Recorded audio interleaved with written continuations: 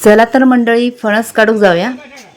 आंबे तर ह्या वर्षी नाही आहेत, आंबे ह्या वर्षी कमीच दिले होते, तर गावचं मेव काहीतरी घेऊन जाऊ को ना मुंबई का, म्हणून फणस घेऊन जाऊया। तर मी इलय कुंभवड्यात माझ्या बहिणीच्या घरी, राजापूर कुंभवडे बानेवाडीत।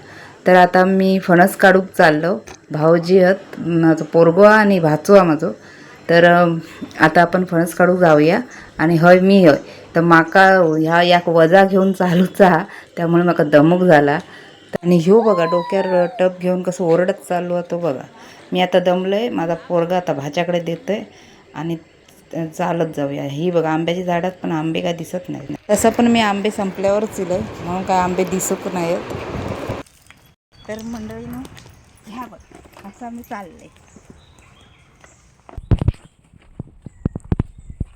आता आमचं माझं भाचं चढता फणसावर, फणस काढू का बघा कसं चढता। शिडी टाईप फणस हा, मस्त शिडीसारखं हा झाड फणसाचा। तर मंडळीनो फणस कसं येता तो बघूया, लिपमधून येता की डायरेक्ट येता तो। हय भाऊजीने रशेक कोयती बांधला नाही, तर बाबू खेचून घेत आता वरती कोयती। तर आता म्हणजे लिपमधून म्हणजे रशेन बांधून असं खाली उतरून येता की रस्सेतून सुटून येता, आता बघूयात आपण। झाड पण उंच आणि फांदी पण छोटी आहे, आणि त्याच्यावर बॅलेन्स पण करून फणस पण तोडूचं। तर मंडळीनं बघा किती कठीण काम आहे असं। अरे अच्छा, फणस तर पडलो, डायरेक्टच इलो, लिपमधून इलोच नाही। आता दुसरं फणस बघूया। आता ह्यो तर जवळच आहे, ह्यो येता चांगलो लिपमधून येता। तो फणस जड होतो म्हणून तो रशेतनं सुटलो, म्हणून तो पडलो। तुमका दाखवतोय तो फणस कसं होतो तो।